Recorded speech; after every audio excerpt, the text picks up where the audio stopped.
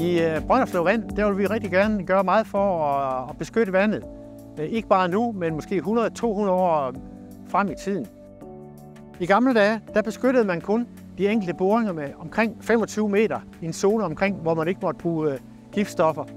For nogle år siden gik man et skridt videre fra Folketingets side og sagde, nu skal vi beskytte noget, der hedder boringsnære områder, og de går lidt længere ud end de 25 meter.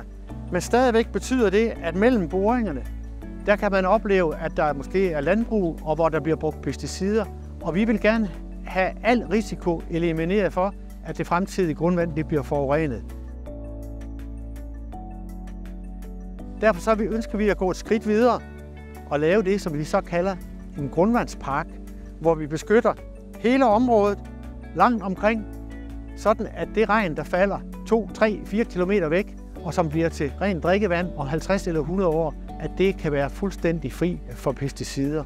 Så det er sådan set princippet i en grundvandspark, at man vil gerne enten ved at eje eller ved at lave frivillige aftaler omkring, at man ikke bruger pesticider, så kan man beskytte grundvandet.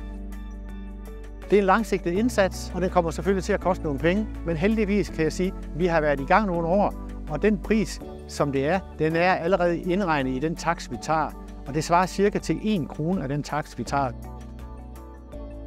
Med det så synes vi, at vi gør en rigtig god investering i fremtiden, som kan være til gavn for os alle og for de kommende generationer.